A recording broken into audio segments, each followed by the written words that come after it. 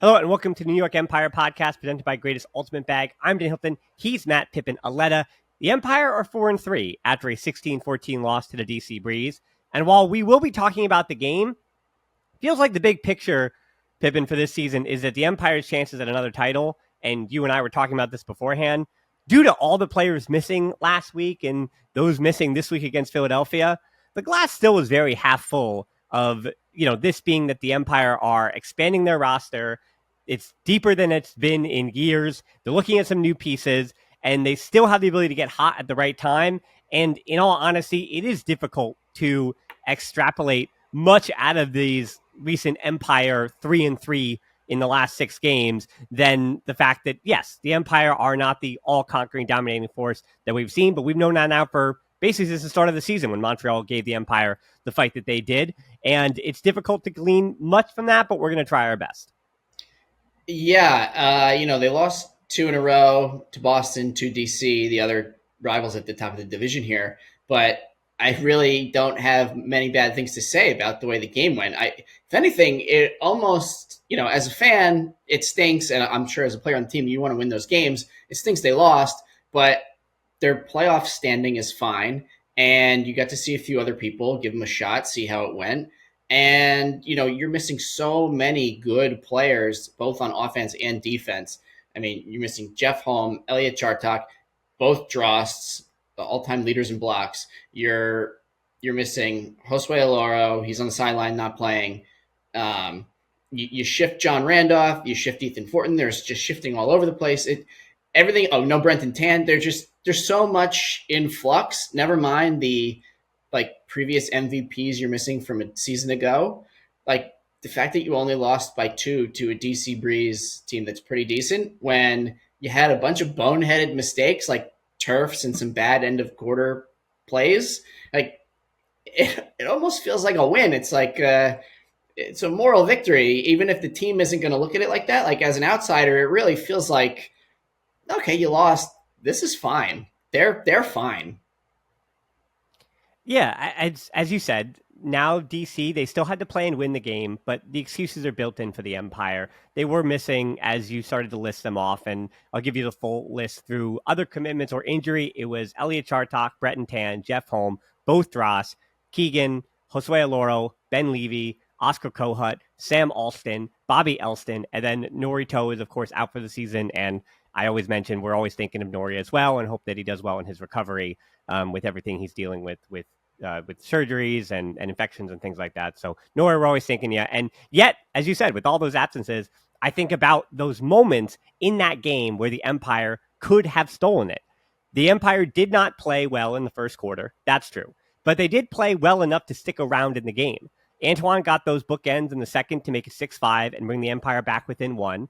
Then, with under a minute and a half, Yacht picked off a Malkus Huck, and the Empire with 6 seconds left at the half with new player, we'll get to him and we'll explain who he is, Kenny Taylor, on the goal line. Just a little miscommunication on what should have been an easy dish to Sam Jonas into the end zone to give the Empire 1-goal lead at the half. Instead, it remained 7-7. Then they traded points, but then DC get a break back for 9-8 when Saul tried to thread the needle to JR and turned it over, which that is a combination going back to the Brown days that very rarely do those two together have those miscommunications and those issues. But then the Empire answered at 9-9 after that break. And then another D from Antoine in the DC end zone gave the Empire the chance for the lead again. But this is the moment where Antoine was called for the unsportsmanlike. Profanity will get you teed up pretty much every Is that what that sport. was? So that's what that was, having gone through. So, yep, a little bit of profanity with kids in attendance, and that's going to get you teed up in every sport. And then Shank, after that, couldn't get out of his own end zone. So playing with a D-line, by the way, with Shank stuck in his own end zone, with 3 players of the 7 who have never played together.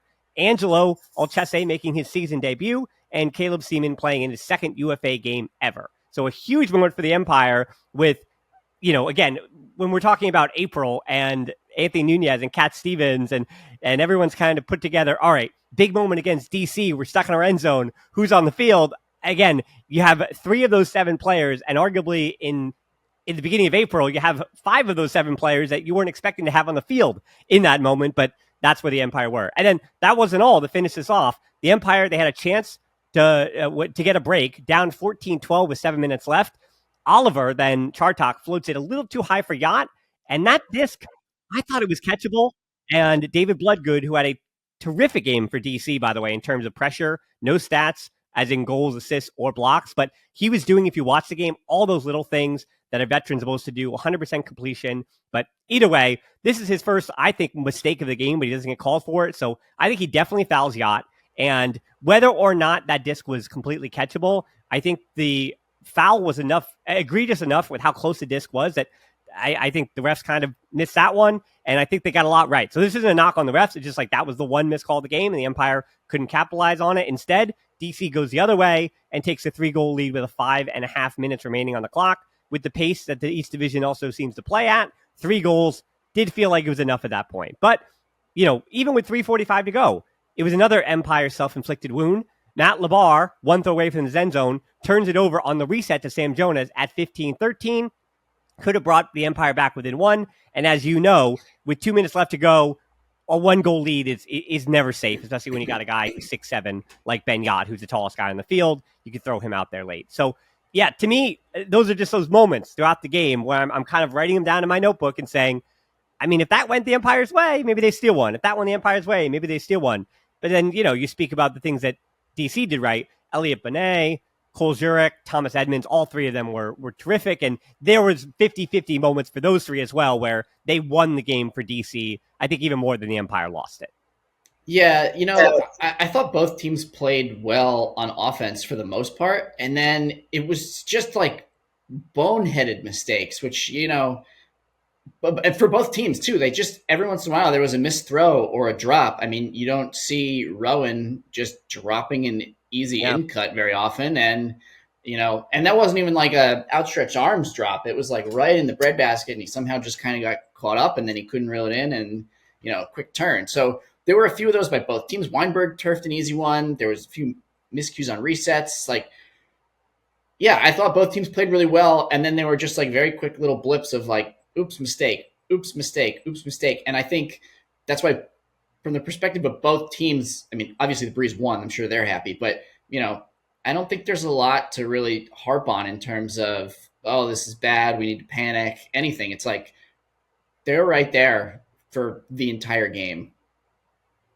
Well, one of the things that Anthony Nunez did speak after the fact that he wasn't necessarily, completely happy about was, and you and I both, we do identify as handlers. So, as a handler, when you mess up that reset, and you talk about the one that Charles had turfed on that swing, and it seemed like DC was able to capitalize quickly in transition it's a difference between a huck that goes out of the back that your big receiver can't come down with, and you have time to kind of set up your O-line then playing defense, as opposed to, you mess up a reset, and that is what these D-lines are built for, especially at the skill level of the UFA, and it's coming the other way. And I think, that is the real disappointment as a handler. When you go and that reset is either dropped or it's too far or it gets you around, because now you've got numbers mismatch and an opportunity. And even the one that Antoine got the bookends on, he actually broke it down himself on an audio where he said, he got the run through block, and then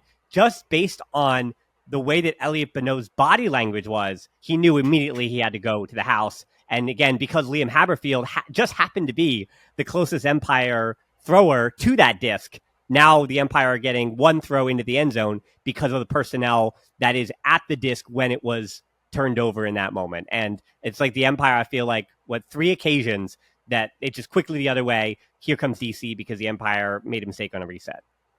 Yeah, when you make those backfield mistakes, either, it's thrown to you and it's a little wide, or you kind of turf the throw, or, it's just a drop by handler in that short reset space, those defenders, they're hungry and they just want to burn you on that every single time. And if you put your head down for a half a second, if you're not immediately pointing, switching, helping, running, covering, you get burned on that so quick, especially in a tight game against good players.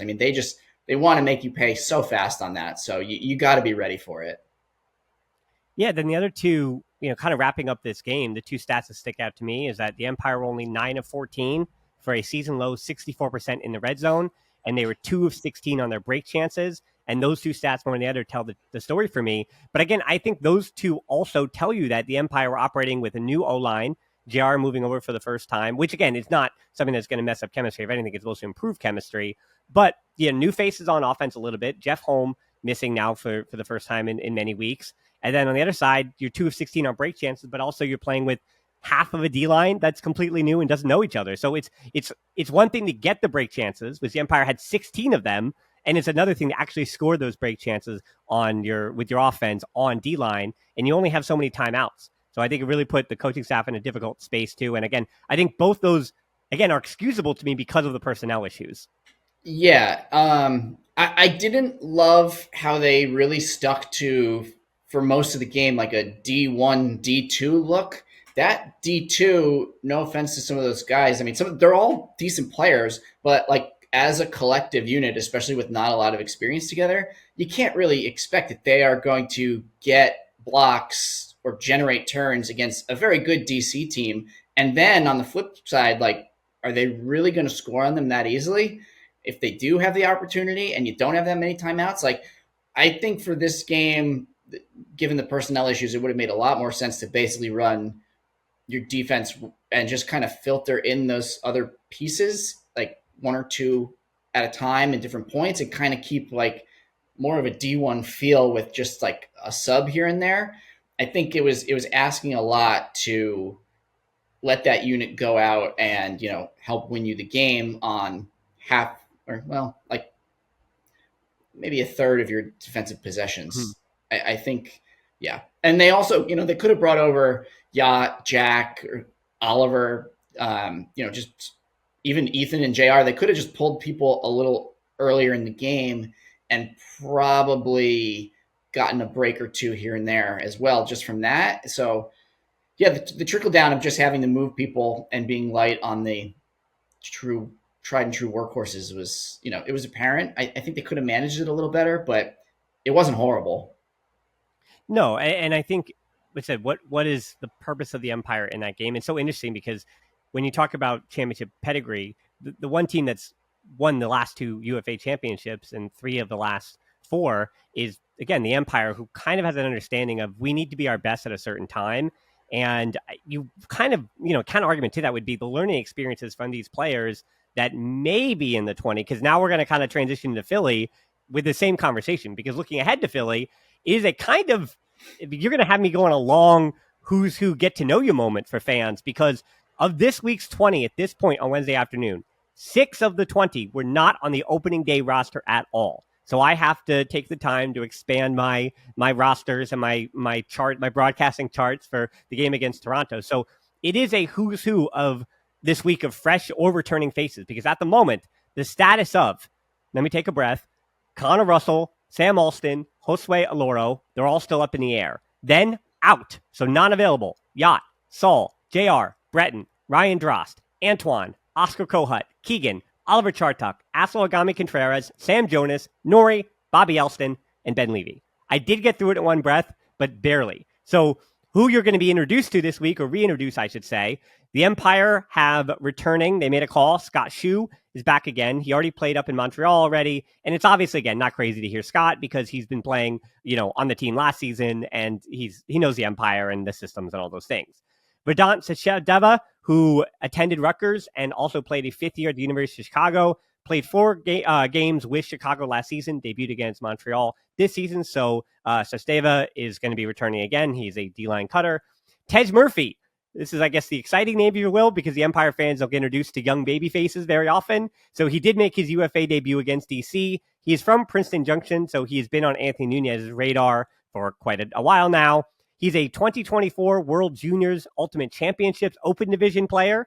That's going to be in Birmingham, England in late July.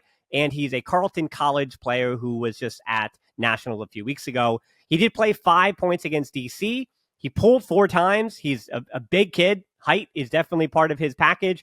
Lots of energy, long layouts, really disruptive, had some tough matchups, learned a lot. But again, really a young player in the game, and not the kind of young player that the Empire, even historically, going back to your years, very, very few times have the Empire had like a real, tried and true, like not even prodigy, you know what I'm saying? Just like a true blue, like young kid that you're kind of trying to figure it out on the fly, which actually transitions into one of the only other ones in Empire history, and that's Tristan Yarder, Yeah. who won the championship in 2019 as a teenager and who played then with Pittsburgh back in 2021, also made his season debut against DC. And then we got two more for you. Kenny Taylor, who played with Atlanta for the last 3 seasons, also debuted for the Empire against DC. He's a really good block getter who last season did take a step forward in his offensive game, but is still very much a D-line player. As I mentioned, the chemistry was not exactly what it would have needed to be, but he had one practice last Wednesday with the team and then had to play against the DC Breeze. And then finally, in the other direction from youth, is making his debut this week for the Empire will be, and this is for old AUDL fans, Jordan Jeffrey, former teammate of Elliot Chartok with the San Francisco Flamethrowers in 2018. He played for San Francisco in 2015 and 16 as well, so just missing out on their 2017 run to the title with Bo Kittredge. But he's an experienced handler, came out of Stanford, knows Elliott. He's in his mid-30s now and could be a really calming presence, having regularly split time between O-line and D-line with the Flamethrowers. But, and this is the big but here, that was 6 years ago. So kind of asking him to jump right back in on what feels like a runaway train at this point, but just, find yourself, find your footing. So those are the 6, we'll say, not even unrostered, but players that are new to the scene over the last few weeks in the Empire world, which in total, it could take the Empire 37 players to reach the end of the regular season. And that is a lot of players. So from that, I think there's a number of ways I can go with this, Matt. It's one, again, the Empire not used to really having young players mixed into what the mission is of winning every game possible by every margin. Like learning on the fly has not really been part of the Empire ethos now since, basically since Bo Kittredge arrived. I would argue that 2018. But even again, historically, not a lot of young faces on the Empire franchise as a whole. And by the end of the season, too, you've now looked at a ton of players. Who knows everybody's availability of the players I mentioned? But now it's even tougher with 37 players. You got to narrow that down to 20 if everybody's available. Again, looking ahead potentially to the postseason, which you still do have to make.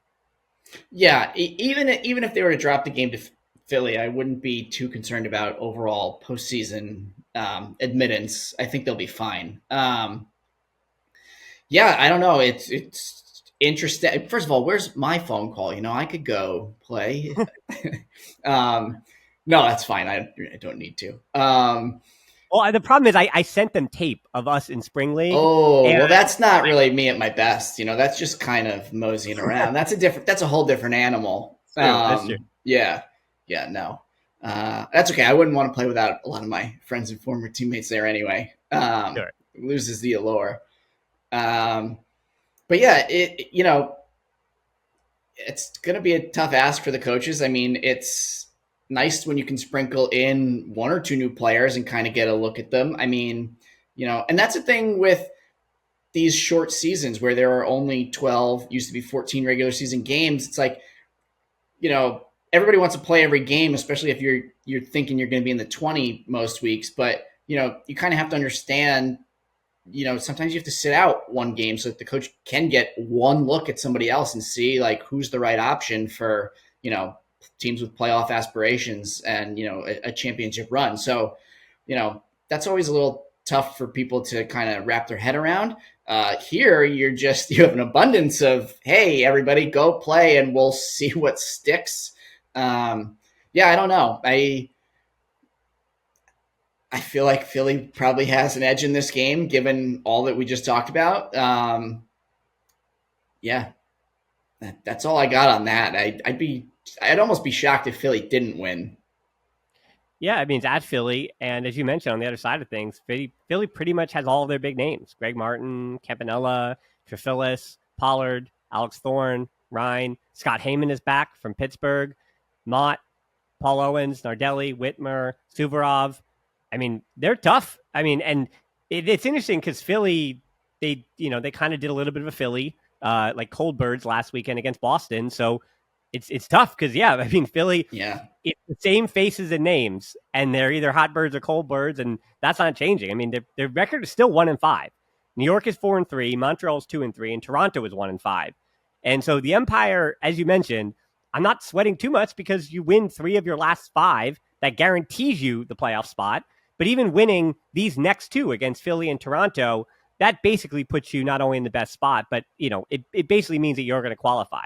Now, what the Empire wouldn't be doing is that would then mean that you'd have to still probably realistically with games against Minnesota and Salt Lake and another run against DC, the Empire might have to go on the road twice against DC and what would be likely against Boston, because Boston, as we mentioned too, with their schedule, they certainly are in the driver's seat because the tiebreakers are completely even between New York and DC to Boston, because it was the same 2 points between Boston and New York and the same 1 point between DC and Boston. So everything is even Stevens. And if they have a better record, it's just that's all there is to it, to the tiebreakers.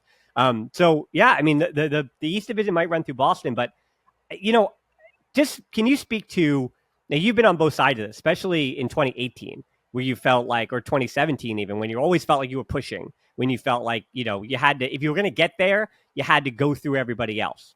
Now, the Empire have not been in that position now, I mean, arguably since 2019, especially in the East Division. It has been their division.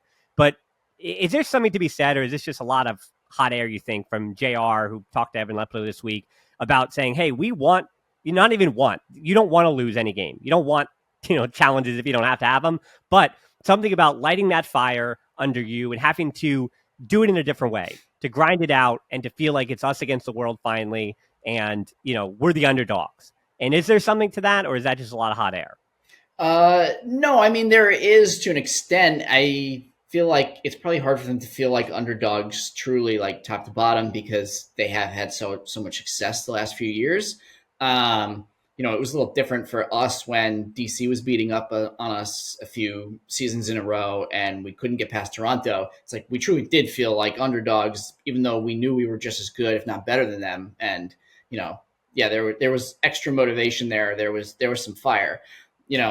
Probably a little different situation here where they are, reigning champions and undefeated and all this. I mean, they've certainly come back down to earth, but there are also a lot of built-in excuses with all the roster turnover, the personnel who are available week to week. That said, they should be fine if they can be healthy and play well down the stretch. But as you mentioned, they do have a pretty tough schedule. I mean, Salt Lake, Minnesota, DC again. I mean, and short roster against Philly this week. You could be looking at a really tough slate of games there. And, you hope you don't need help to get into the playoffs from other teams. But if they do find themselves in the playoffs and they're kind of battle tested against these teams and the roster looks how everybody hopes it should look and people are all in the right spots and healthy, then, teams might underestimate them a little bit. But I would still think they have just as good of a chance to advance out of the East as DC or Boston if they are healthy, put together right, and, everybody plays a good game and the coaches, call things the way it should be. So, yeah. Yeah, I mean, as you mentioned, there's 5 games remaining, and they do return home for Toronto next Friday, June the 21st at 7 p.m. at Pacina Field.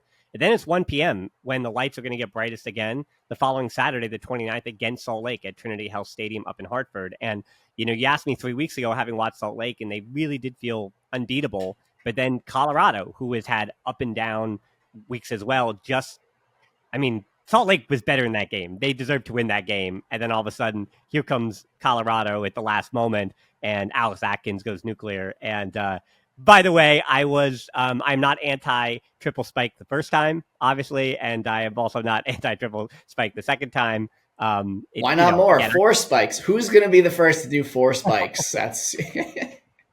Well, it has to, as Ben Yacht learned, and then again, credit to Bryce Merrill for the integrity of keeping him in the game.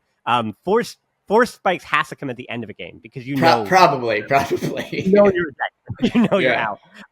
So yeah, I mean, Joe Merrill actually those spikes, they weren't even at anybody. It was silly. Yeah, should have never been kicked out. He didn't even know he got penalized the first time, but whatever. Old news. Oh, yeah. But yeah. Well, yeah. For Kins, Joe Merrill said that it was cute, that it was just like a callback, and like, I don't know, Salt Lake didn't really, as a team, did not take offense to it, and I think that kind of gamesmanship It's just, I mean, it's good to have these moments to talk about. So, but anyway, Salt Lake is still one of the best in the league, and them in Carolina. I mean, I don't know. The Ringer the guys do the tier list, but it feels like, yeah, Salt Lake and Carolina are just, they're this much at the top, right? I guess that would be like the top tier, barely, and then there is that huge mass of the next group of like 7 teams that you and I talked about last week. With again, even Oakland beating Colorado the way it did. So it's like Oakland just beat Colorado, Colorado beat Salt Lake, and DC and Boston and New York have all to this point split their games. It's wild out there. Every division, wild, good stuff. It's a good time to be a fan. Yeah, right. Very, very, very rarely am I looking through the matchup. Even Houston, like they're a fun team to watch. They probably had the catch of the season. I don't know the name, but that back over the shoulder catch, like he's the kind of catch. He like catches the back of it too. It's crazy. Yeah. Right. One where I'm going, oh, my shoulder is going to hurt for like 2 days after watching you do that. So yeah, like every team has talent. Every team is fun. So yeah, it's a good time to be a fan of the league. But yeah, for the Empire, it's this weird thing where for the first time ever, we're kind of saying the regular season, it does matter. Playoffs and the build up to that is happening. And the last thing I will say too is, I bring up basketball. I've said this before on the podcast, but it is really difficult because we talk about buy-in. One of the biggest things about the Stevens family when they took over in 2018, and one of the biggest things about the Empire for the last seasons has been, hey, we need you available, we need buy-in, and we need commitment. And that is, this is not an excuse for the players, but it is tough. And the Empire have aged as a team together. I'm not saying like age on the field. I mean in life. Like I look at how many, and I ask players, oh, where's this player? Wedding.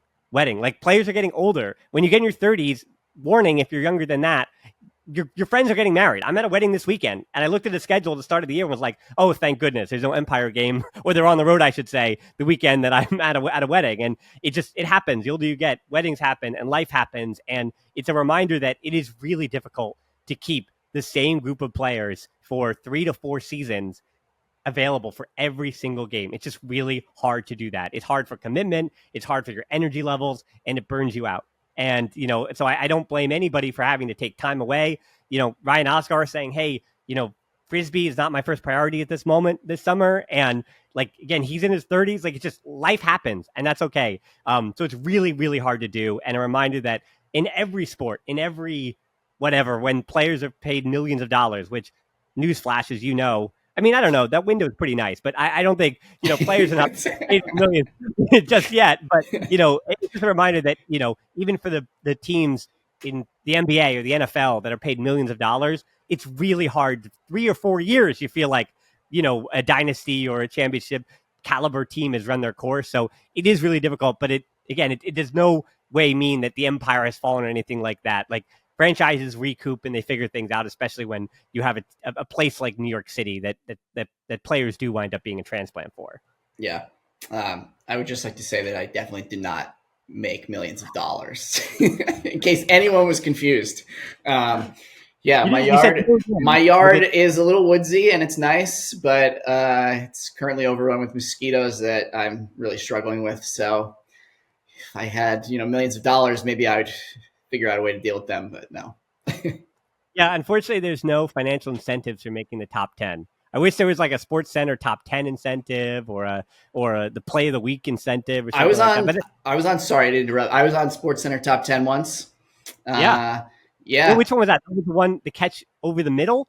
Was it the one? No. It was nothing I did. I was a bystander to Alan Kolick blowing up me and Keegan on a layout. Kolick goes, pretty high, flies through. I tried to poach off like a fool, and I couldn't get close enough to help Sean at the end. So I'm just, in the frame getting scored on. But yeah. Hey, Ryan. Have you ever thought to yourself how you could fit everything you need for one weekend into a single bag? And there's an incredible layout block. Oh, there's a Callahan. Mike Dross did it for New York. From cleats to jerseys to discs, pennies, water bottles, the greatest bag can help. And this is going to be a greatest here.